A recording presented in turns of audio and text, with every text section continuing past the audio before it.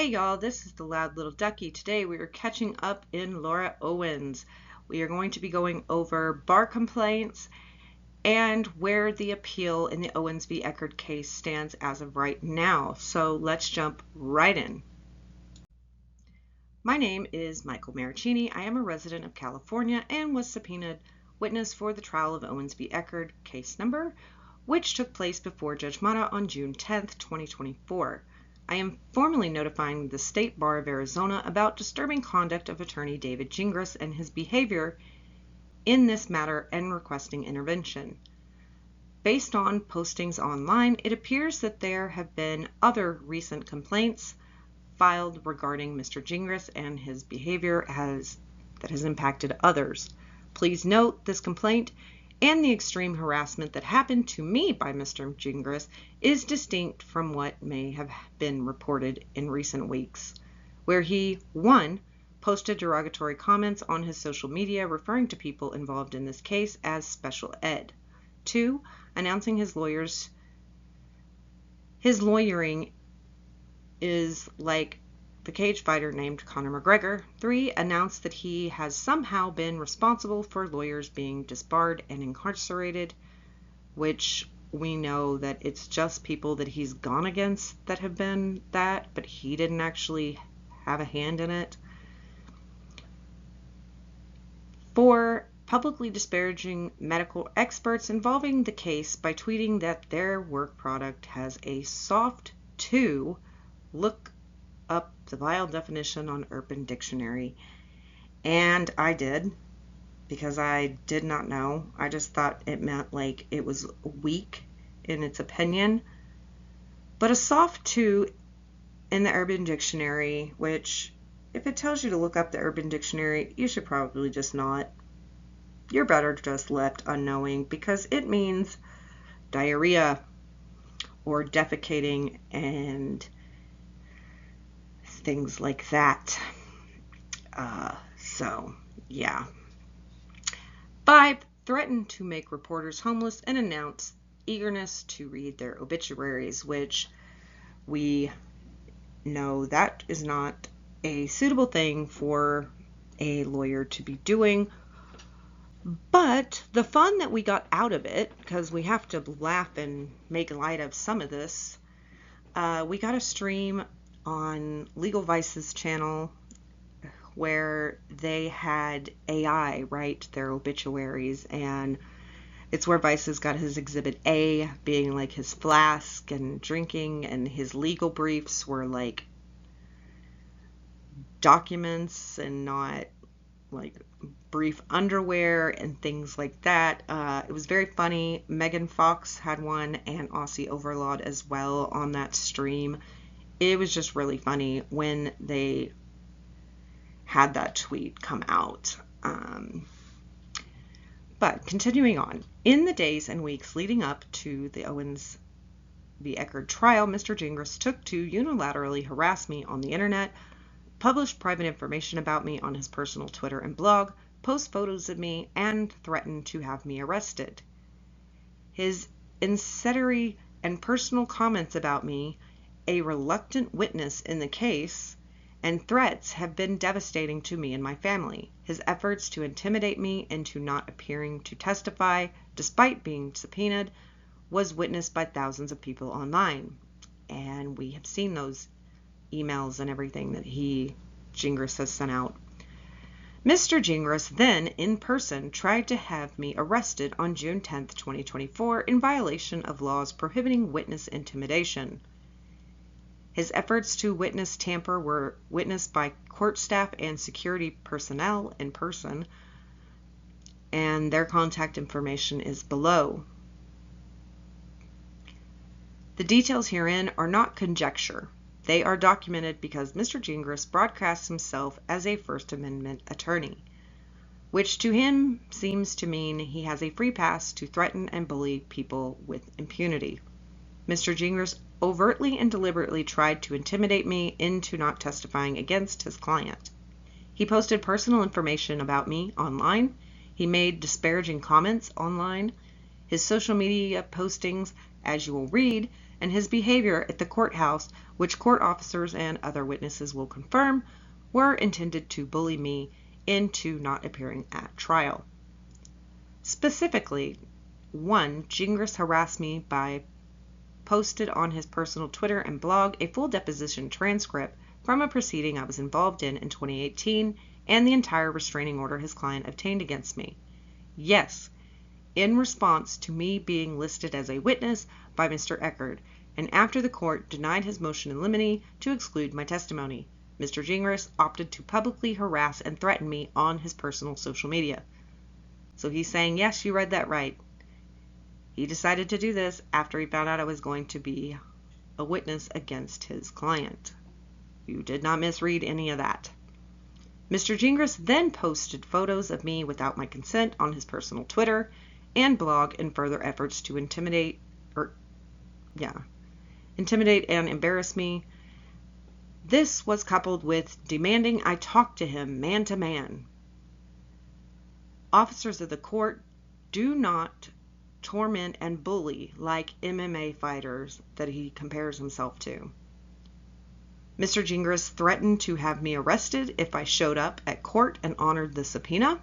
He made these threats on his personal Twitter and blog by posting published court filings. He then tried to make good on these threats where his erratic behavior was witnessed by court staff and security. And if I do not know the outcome of this one, I don't know if this was dismissed or not. If somebody knows or has the documentation of that, please let me know. You can send it to me on my email, which is in the comments or in the description of the video, or on Twitter at loudlittleducky. But number 4, Mr. Gingras acted aggressively at the courthouse on June 10th, 2024. I was not alone, thinking he appeared to be hyper-aggressive and was literally running around the courthouse. I am attaching the correspondence to the court and the court security, as well as his bogus claims that the court would be complicit in violating federal law by having me testify. It is as if he manufactured a legal argument when he was called out for threatening to have me arrested and his unilateral antics online. Yes, he likes to just make up things. Background. For a little more context, though I trust this is not the first you have heard of Laura Owens and Mr. Gingras. Nope, there are many complaints against Mr. Gingras just in this time period. If he had an unblemished record, which probably did not, he now does not. He has many reports under him. He says, I was subpoenaed to testify as a witness in the Eckert matter. Mr. Eckert was a victim of the pregnancy fraud by Laura Owens. Other victims were invited to testify, including myself by subpoena and witness Gregory Gillespie. Contact info below. They were both subpoenaed. And I don't know why they're just going after Maraschini and not Gillespie in this. Like, I don't understand why they didn't threaten to have Gillespie arrested as well. But I guess it's because Maraschini had receipts. Ms. Owens faked medical records. This is not an allegation. It was admitted. Yep, she did admit that. She admitted to doctoring medical records such as a sonogram. In addition to faking multiple pregnancies, I was a victim in 2016 and was supposed to testify regarding the same. Specifically, I was to discuss how Owens lied about ovarian cancer and pregnancy matters during my relationship with her, and then she would falsely accuse abuse allegations in order to obtain orders of protection. I was contacted by Eckert's attorney, Mr. Woodnick, who was also arranged for Greg Gillespie to testify regarding the common history. Mr. Gingras contacted my California attorney, Randy Sue Pollock, contact information below, who will confirm that he was hostile with his communications. At first, I was reluctant to get involved, his hostility being concerning, but was subpoenaed to testify. I was encouraged by Mr. Eckert's attorney to talk with Mr. Gingras so he could hear about my experience with his client and the fraud. Mr. Gingras then tried to get me to talk directly to his client, who has an active restraining order against me. This was strange and concerning and seemed like he was setting me up to violate a court order. I had no desire to talk to Miss Owens for all of the reasons addressed in court. I knew his request was grossly inappropriate, as Randy Pollock will confirm. And the thing is they would have definitely used it. Like, if he would have talked to her, even though she was the one that was like, oh, I'll talk to him, she would have been like, oh, he had contact with me. And the thing is, and it's sad, because thankfully he didn't fall for the bait, but some do. And they break their restraining orders thinking, well, okay, she's the one who has the restraining order, and she's the one that, so she said I could come around her. Like she don't want the restraining order anymore. But if you have watched any like court footage of hearings and stuff, like on Law Talk with Mike or like Old Squishy Gardner, you will see that in some of these things, guys mostly, but I mean, it can happen to women too, but I'm just going to say guys, for example, in this, where guys will, the girl will be like, oh, I want you to come over, I'm so sorry, like, and the guy will go over there, and they're not supposed to have contact with them. Doesn't matter whether the girl said, you can come over, I don't care about the restraining order. The court told you no. And so even if the girl tells you yes, the court said no. And you will see sometimes that some of these guys are maybe at the house and they're in separate rooms on these hearings in violation of a restraining order. But guess who doesn't get in trouble? The girl does not get in trouble, even though she invited him over. She initiated it. And the dopey boy went over there. And then in the middle of a hearing, here comes the cops knocking on the door to arrest the guy who violated the court order because the court said no. I don't care what the girl says. I don't care if she tries to contact you. You are not to contact her. So Owens would have definitely used that. Michael Maricini would have definitely been thrown in jail for violating the order. It would definitely be a way for this restraining order to continue on. And Michael Maricini would just be in a bad situation, all because the initiation by Mr. Gingras and Owens. You know, and Owens being like, oh, I'll talk to him. Like, she can be the stupid girl. I mean, she's going to use it as a sword and a shield. But Gingras knows he should not be advocating for somebody to break a restraining order for his client, to be having people violate things. Like, it's not acceptable. So it's good that Maricini did not talk to her, and he doesn't want to.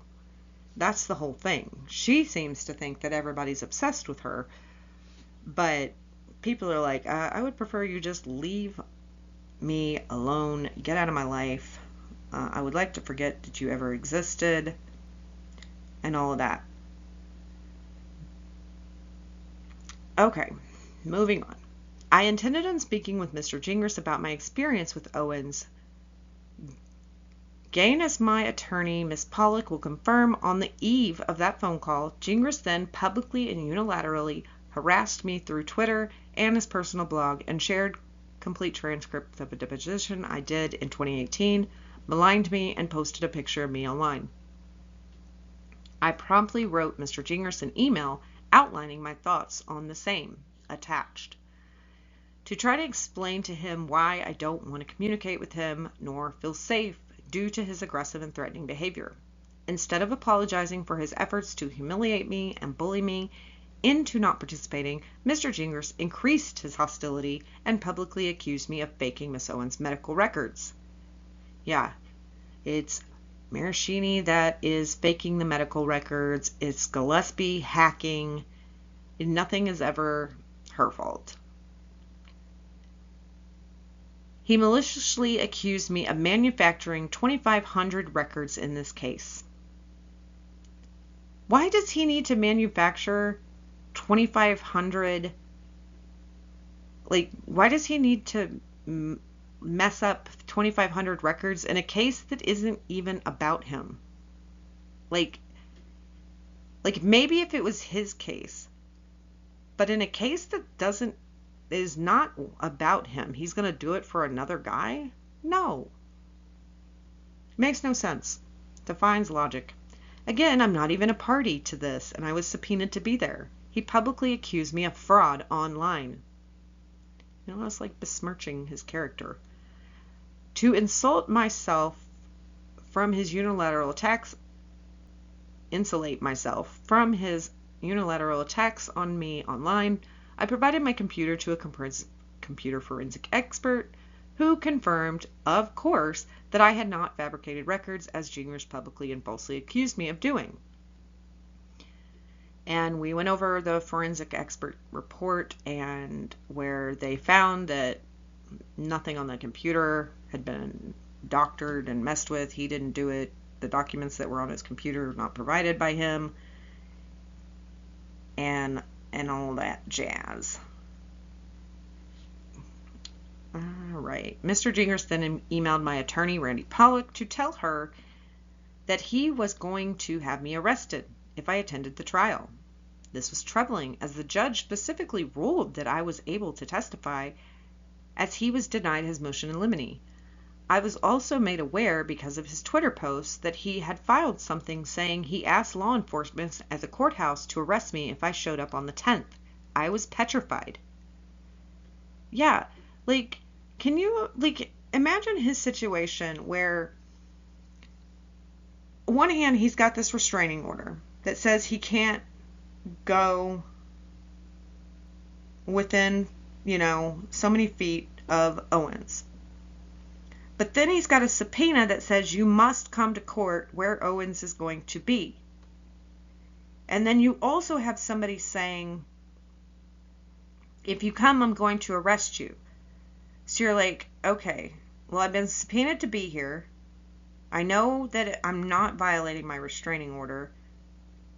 But what if somebody actually does arrest me, because even if they misunderstand the situation? Thankfully it wasn't, and they didn't arrest him. But I mean, he has like things pulling from like 3 different directions, and people telling him like 3 different things, and he's like, I don't know what to do. Like, sure, I'm sure he's scared. His anxiety is probably through the roof, all because of this woman. Mr. Woodnick communicated with the court. I was included in the correspondence, and I am attaching it, letting the judge and court police know that I would be there via subpoena, which is attached. I decided to attend. The morning of trial on June 10th, 2024, I was already at the courthouse when I learned Mr. Gingras was trying to have me arrested, so I would not walk into the courtroom to testify, as the court had already authorized. Fortunately, the law enforcement at the courthouse were wonderful, and I would encourage the bar to discuss what happened with them directly. Yeah, and so good that he went, because if he didn't report to court for the subpoena, he could have also been arrested for not showing up. So, like, it almost seems like a lose-lose situation for him everywhere he goes in all these scenarios. Thankfully, it wasn't that way. But to him, before knowing how this ends, like, you're just like, I don't even know what to do. Like, everybody wants me to do something and I'm not sure. Like, I feel so bad for him. Mr. Gingras' behavior has caused me and my family significant stress and anxiety, and I fear for the safety of my wife and child due to him unilaterally threatening and harassing me online and in person. He likes the word unilaterally.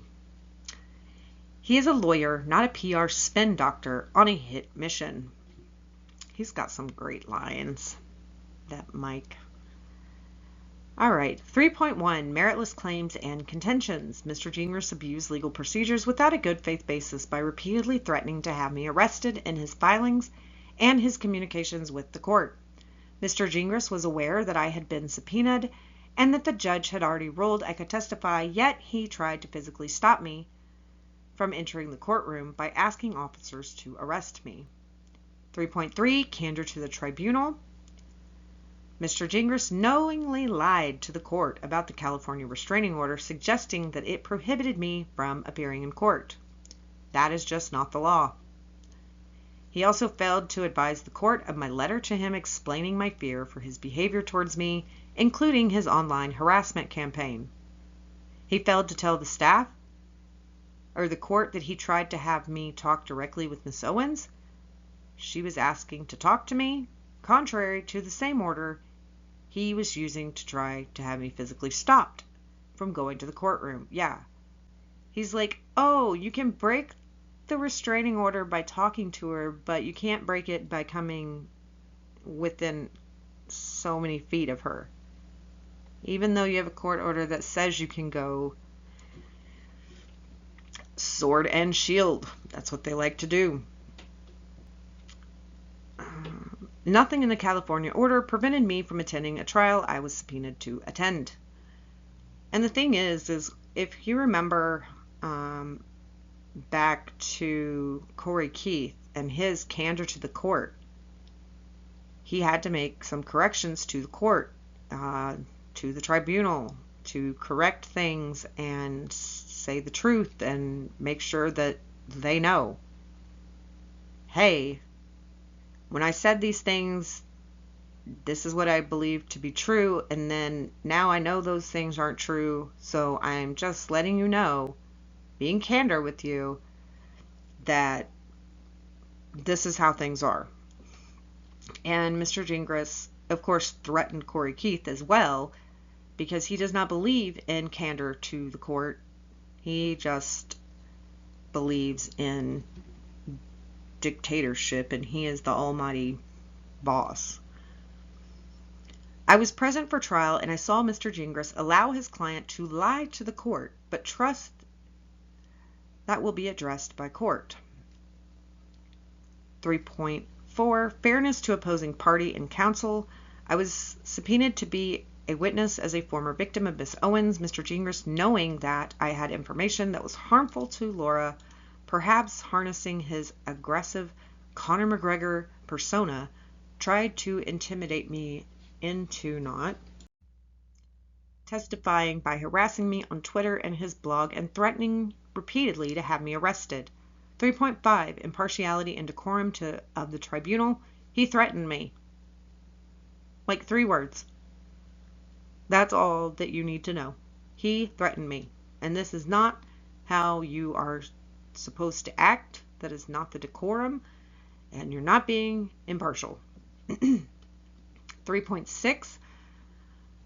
Trial publicity. Mr. Gingras repeatedly tweeted and blogged about me. He posted court documents from different cases in California with Laura, posted the deposition transcript from 2018, and the restraining order against me, implying that I was some sort of monster.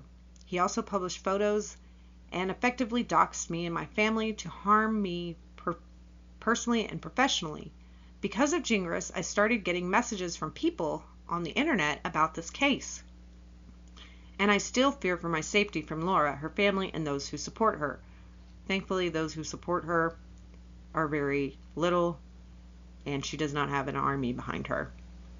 But you have an army behind you, Maraschini, a very supportive army. I maintain Gingras did all of this to intimidate me into not testifying against Laura. 4.1. Truthful in statements to others.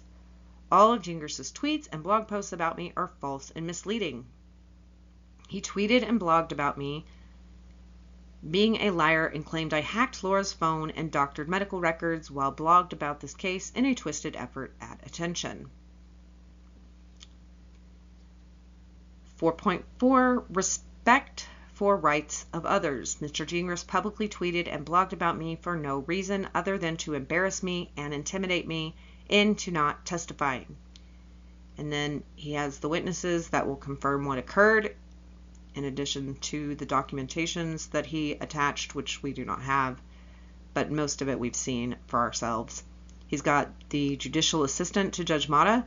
He's got 2 court security people. He's got Gregory Gillespie. He's got Clayton Eckerd.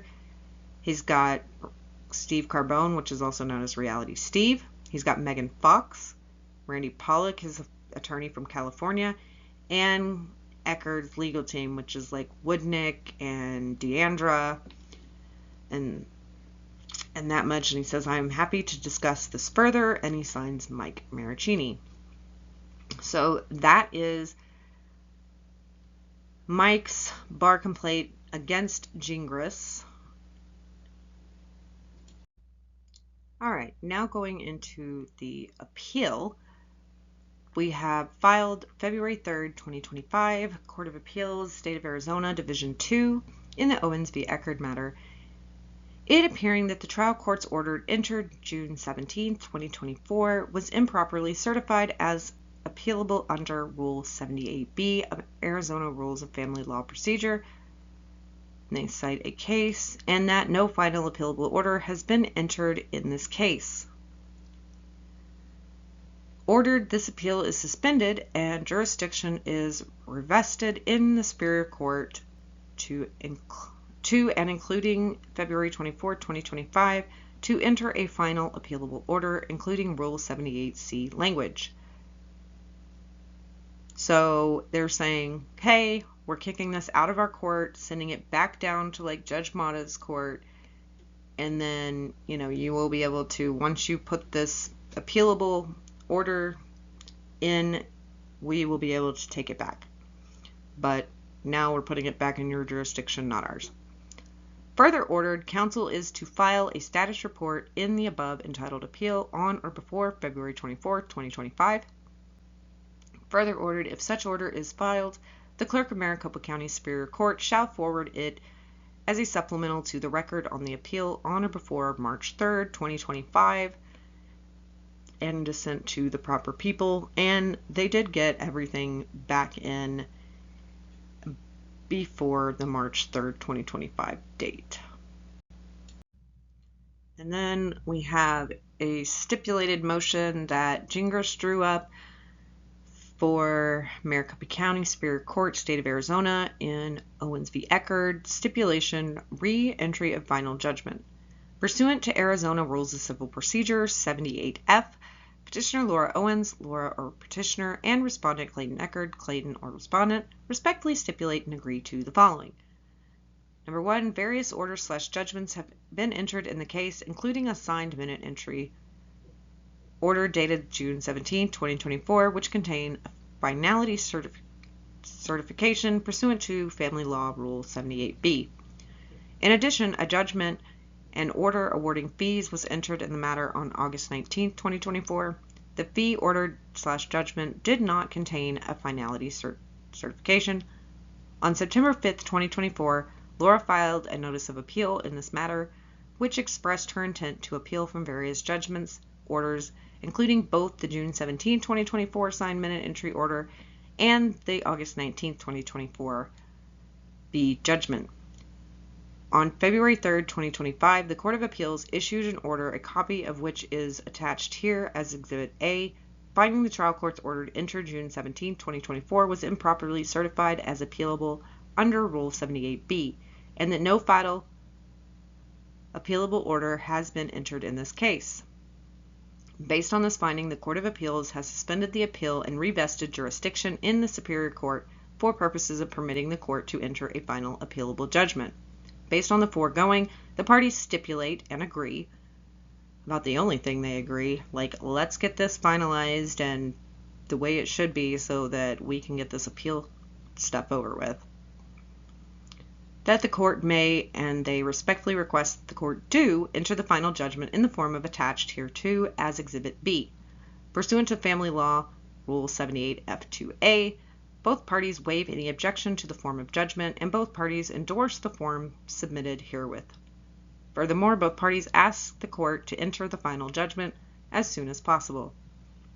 Finally, nothing in the stipulation is intended to waive any arguments or objections either party has to the judgment except as to its form, so stipulated, signed Gingras and Woodnick Law.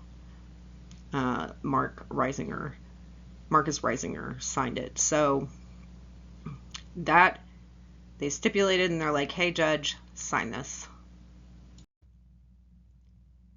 And copies were sent to the appropriate people.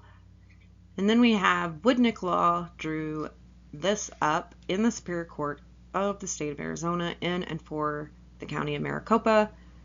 Owens v. Eckerd got its case number assigned to Honorable Judge Julie Mata. Nunc pro tunc, probably pronouncing that wrong, but we're just going to go with that. Order re-applications for attorney's fees and costs.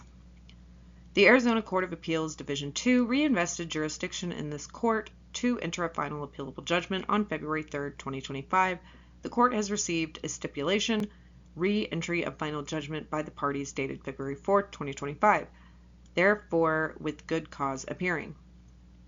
It is ordered amending the order re-application of attorney's fees and costs dated August 16, 2024, filed by the Clerk of Court on August 19, 2024, nunc pro tunc, to add the following statement on page 2, line 3 of the order. The court finds and orders that no further matter remaining pending, therefore this order constitutes a final appealable judgment as to all claims. So all claims, issues, and parties under 78C of the Arizona Rules of Family Law Procedure. It is further ordered that the under advisement ruling dated June 17, 2024, and previously certified as final pursuant to RFLIP 78B, pending resolution of the application for attorney's fees, is also hereby designated final under Rule 78C. It is further ordered that all prior orders and judgment in this matter remaining unchanged except as expressly set forth herein. In other words, everything stays the same except for adding this little paragraphs. The Clerk of Court is hereby instructed to immediately forward this order to the Court of Appeals Division 2 as a supplement to the record on appeal. And Judge Mata then signed her version and sent it over. Ours is not signed. And then March 3rd, which was the deadline for things to get to them, the Court of Appeals issued in the Owens v. Eckerd, pursuant to Joint Status Report and Supplemental Certificate, ordered the stay of appeal is vacated, so it's no longer on pause, which is what stay means. Jurisdiction is revested into this court, so it's now back into the appeals court. They have accepted it, and the above entitled appeal is reinstated. So now the appeal is going to now move forward, and they're going to be able to start looking at it and deciding on it. So that is where the appeal stands right now. Of course, once the appeal decision comes down, we will bring it to you. And let's jump into the next thing. All right, now we are going to get into Gingris's bar complaint against Judge Mata. And we have the decision on that from the either bar or judicial conduct board or whatever it is. I don't know if they're two separate things or not, but they put an order in on January 17th, 2025. The complainant alleged a Superior Court judge conducted an independent investigation and discussed a case with a family member. The role of the Commission on Judicial Conduct is to impartially determine whether a judicial officer has engaged in conduct that violates the Arizona Code of Judicial Conduct or Article 6.1 of the Arizona Constitution. There must be a clear and convincing evidence of such a violation in order for the Commission to take the disciplinary action against a judicial officer. So it needs to be clear and convincing. The Commission reviewed all relevant available information and concluded there was not clear and convincing evidence of ethical misconduct in this matter. The complaint is therefore dismissed pursuant to Commission Rules 16A and 23A. Commission member Roger D. Barton did not participate in the consideration of this matter. I don't know why that matters or so that they can't go complaining on him. I have no clue who even Mr. Burton is. But copies of this orders were distributed to all appropriate persons on January 17, 2025, which is interesting because after January 17, 2025, Gingras is still talking about this and like, oh, they're taking Judge Mata's thing seriously and they're going to find her, that she misbehaved. And even though he supposedly had this, now he denies having this on this date, of course, but whatever. All right, then we have the complaint. And so it says, I currently represent Laura Owens, who is a petitioner in the case entitled Owens v. Eckerd. This case is extremely high profile due to the respondent, Clayton Eckerd, being a former TV celebrity who appeared on ABC's The Bachelor. As explained in the attached notice of change of judge for cause, I have evidence which proves the trial judge assigned on this matter, the Honorable Julie Mata, violated Rules 2.9a and 2.9c of the Code of Judicial Conduct, among other rules. Specifically, there is clear and irrefutable proof showing that Judge Mata conducted an independent investigation into the facts of this case. Well, they did not even find... Apparently it is irrefutable. Like, we can refute these claims because they found that they were not clear and convincing. So they were not clear and they are refutable. But, yeah, continue to think what you want to think. And following a bench trial on June 10th, 2024, she issued a ruling filed whatever, in which some of her factual findings were not based on any evidence admitted at all or admitted at trial. And then, you know, it's funny that he says trial here in this complaint, but then he wants to bash people who say trial. He's like, it wasn't a trial, it was a hearing. Like, stop calling it a trial, it was just a hearing. Well, sir, you called it a trial in your complaint. So, shut up. Rather, there's no question the judge made factual findings based on comments copied from social media websites regarding this case. At no time did Judge Mata ever disclose the fact that she had conducted an independent investigation into the facts of this case to the parties or to counsel. And I did a video on where I think she actually got permission to look at this, if she gets it from Gingras' blog. Because in one of the filings, his blog was cited. So she could have clicked on that in reviewing all the things and seen it there. And just ended up saying the wrong person said this when it was something else. But I don't think she did an improper independent investigation. And I don't know if that's a way out because it was cited in a motion and you're allowed to look at those things that are cited in these motions to consider things. And so I do have a video on that if you haven't seen it. It says, did Judge Mata have permission? So you can go watch that. All right. Second, due to the extremely high-profile nature of this case, the trial was attended by at least 100 spectators.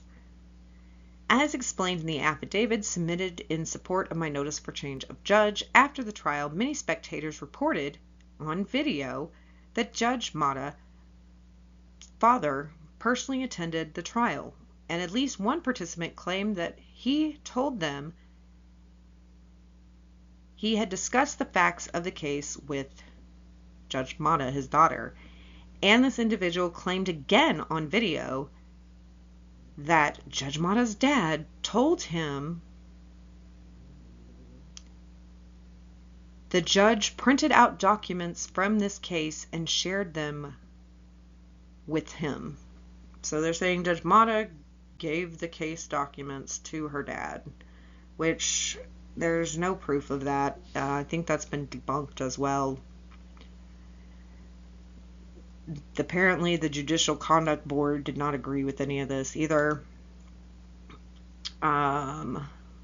Upon hearing this information recorded on video in the parking lot after the trial, one spectator urged others not to repeat those comments because, oh, there might be a mistrial. We don't want a mistrial. Whoa, guys. Yeah, Dave Neal said that. Dave Neal is also a comedian and is known for his satire. Based on this information, I have filed a notice of change for Judge for cause and will be filing additional motions seeking to vacate Judge Mata's ruling based on her misconduct. And we know that the notice for change of judge for cause went nowhere. Rhonda Fisk was like, absolutely not. Denied. Take it up with the appeals. My client, Laura Owens, has been extremely traumatized by these events and by Judge Mata's callous disregard for her rights. Owens will agree to provide any additional information regarding this matter and will cooperate in any investigation the Commission deems appropriate. First of all, Owens has not been traumatized by shit. Owens does not know what being traumatized is. The most traumatic thing that has happened to her is maybe some deaths of some relatives and hurting herself on a horse or something. She does not lead a traumatic life. Well, her love life is a tragedy, but she's not traumatized. She needs counseling. I'm traumatized. No, you're not. You've never been traumatized. You wouldn't even know what to do with an actual traumatizing event if this is traumatizing for you. Get the heck out of here with that. Okay. These are just some of the pieces of the Notice of Change for Judge for Cause, Memorandum, and Affidavit in Support. We have gone over these already on our channel. We've done a video on these. If you want to pause and just read these, you can,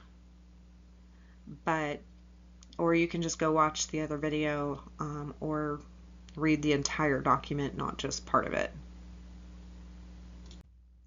More things that are in it is these last 2 pages. That is still part of that filing that we've gone over. And then it says the Commission's policy is to post only the first 5 pages of any dismissed complaint on its website. For access to the remainder of the complaint in this matter, please make your requests in writing to the Commission on Judicial Conduct and referencing the Commission case number in your request. I don't think we need the rest of it because we have the order saying your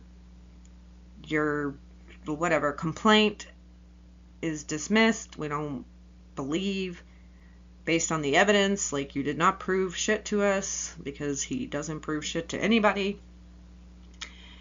So I don't really know that there's anything for us to get. If there is, you can always send it over, or if something else comes out, I will report it on here. But I think we got the main things. We got what he complained about, and we got the order in which they said dismissed. Like, we're not taking this seriously. All right. So now let's go over Judge Mata's bar complaint against Gingras. And it is not very often that you find a judge submitting a bar complaint against an attorney. Not something that happens. Conduct needs to be really egregious, which to me it is in this case, for judges to do something. And I don't think she actually would have filed anything had he not gone personal with her. If it was just based on stupid stuff he did in court, I don't think she would have filed it. But if you add the personal attacks and comments on top of the horrible behavior in court, then I don't think you have a choice but to report them. Now, Gingras did make a video on his YouTube channel where he talked about these and let us know a little bit of what the complaint said. Haito has a Reddit post that I will put into the description that recaps that entire video. So in that video, that Reddit post does have a link to his video. So if you want to go watch it, the video from David Gingras' self, you can. Or if you want to go and just read the Reddit post, that will be in there. If you don't want to do either one, that is fine too. Because both of them have a lot more to say on both of these things than I'm putting here. I am just covering the things that we know that Mata put in her complaint through hearsay of David Gingras. So the first line of Mata's complaint was, the case has substantial media and social media attention. That it does. Mata states that she took no issue with the notice to change judges. Why would she? Like, if you as a judge cannot handle somebody being like, I want you to recuse yourself, or I don't like your ruling, or I want a different judge because I don't like you, like, there would just, like, you don't need to be on the bench if you are having issues with that, because one person or one party out of each case is probably not gonna like the judge because of whatever happens. One party is going to be unhappy, and whether it is actually the judge's fault or not, sometimes it is, most of the time it's not, they're gonna blame it on the judge because they want to blame it on somebody, because they don't want to blame themselves.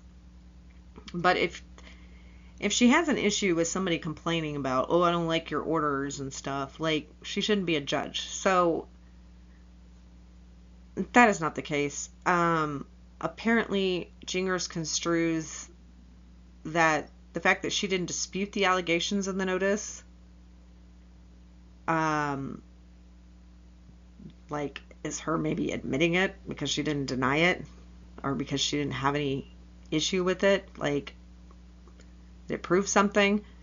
And he says, which of course she wouldn't, because Fisk already disputed those found and found them baseless. So yeah, like, Fisk looked at it, Judge Mata is like, no, I didn't do anything wrong. Fisk said, no, I don't see anything. We'll see what the appeals court has to say. But then he said that she did take issue with the daddy comment, because of course she would, because as a successful woman who went to school, who got her education, worked hard to get her law license, and then worked as an attorney, and then became a judge, yeah, somebody making it look like I'm a pick-me girl and I am an attention-seeking person, that is so insulting to somebody's intelligence, and it's very misogynistic. It's ridiculous, because if it was a male judge, he wouldn't think the same thing. Then he states that Mata states that the litigation by email, his questioning and needing answers by 5 p.m., is inappropriate. Well, I believe they're inappropriate as well. You do not email a judge about things. You file motions. You file court documents. You make sure that both parties, you and the other party, has it. And guess what you don't do? You do not tell the judge when, what, how things are going to be done. The judge will tell you what is happening, when it's happening, and how it's happening. You do not make the rules here, Gingras. You should have filed a motion. I don't care if you didn't think it was going to be at a fast enough pace. You should have filed it in a motion, not like an ex parte communication. But, your own client does that, so, I mean, of course, y'all are two peas in a pod. Why wouldn't you? Because, oh my God, would he have a huge fit if Woodnick pulled something like this? Mata states the court issued a ruling on June 18th. Gingras sent an email on June 17th. Mata states that Gingras was signaling to his client with the sweeping arm movements during Owens' cross-examination and says that she interpreted this as an attempt to prompt certain responses. Yes, which we saw that Deandra called this out, and then, he's like, no, I was telling her to speak up because they couldn't hear her.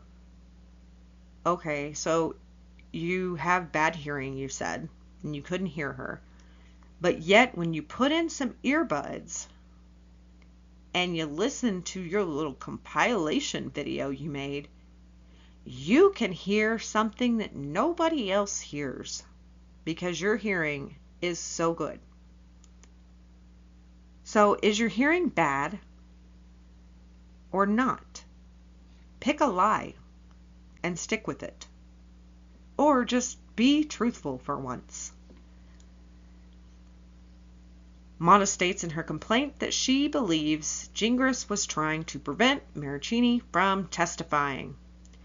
And this statement is great for Maricini's bar complaint because Maricini did not put Judge Mata on the list of people that could vouch for him. And so what this does is you have a Superior Court judge giving legs to a bar complaint by a witness. And Maricini didn't even ask her to be involved in his bar complaint.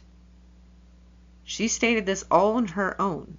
So it gives credence to Mike Maricini's bar complaint. Mata states that Maricini and Owens were kept at an appropriate distance from each other. Of course, Gingras disagrees with that. And Mata states that Gingras called 911 from the parking lot attempting to get Mike Maricini arrested. Gingras says he didn't call from the parking lot. He called from the courthouse or the building. I don't care where you called. You shouldn't have called. I don't care if you called on the way there. I don't care if it was done on the witness stand. I don't care where it was done. You attempted to get a witness arrested to prevent them from testifying against your client because your client is a liar.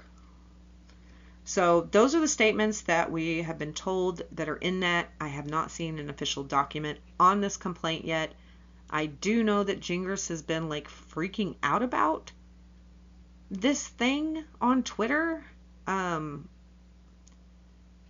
don't know what he's doing, but he seems a bit worried, even though he wants to say he's not. But we will see, and of course, if anything comes up with that, we will bring it to you as well. All right, in closing out our Owens videos, we got to put in our quote of the day. You are free to choose, but you are not free from the consequence of your choice. Gingras, you get to choose how you behave, but you don't get to choose what happens because of that behavior. Because karma will step in, or the law will step in, or something, if you are doing bad things. And one thing that really irks me with a lot of this, it's a free country, like, I don't have to do this because we're allowed to do whatever we want. Well, yeah, you are. And as an example, like, you have a choice. If you were going to go rob somebody, you have the choice whether to rob or not rob the person. Nobody is forcing you to rob somebody. You get to choose which one you're going to do. Are you going to be the good person and not rob somebody?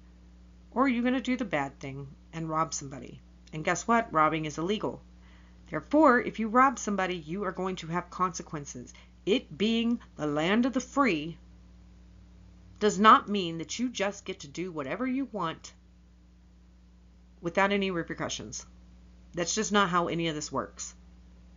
And so I get real tired of everybody just being like, oh, we're allowed to do whatever we want and we don't have to deal with anything. We should just be able to behave how we want and live like just a bunch of animals on the farm, like a free-for-all.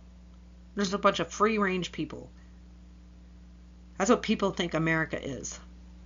Some people do. And that's just not how it is. We cannot have a world that is like that, where everybody can just do whatever the heck they want to at the end of the day, and nobody suffers any consequences. It's just you get what you get. If somebody kills you, you're killed, and nobody can get in trouble for it. Like, we're just allowed to take people out. Like, we cannot live in a society like that. And so that is not what you are free to choose and the land of the free means. And people just need to realize, like, if you're going to have bad decisions and do bad things, you're going to have to suffer some consequences. You may be lucky enough to not have to deal with some right off the bat, or you may get away with it here and there. But at the end of the day, it will catch up with you in one way or another. You fuck around and you find out, basically. So that is it for this video. Thank you for joining me. Hit that like button, subscribe, turn those notification bells on so that when we have that appeal decision, and if we have more updates on bar complaints or anything else in this Owens case, you will be notified. Share this video out, and I will see you guys next time. Bye.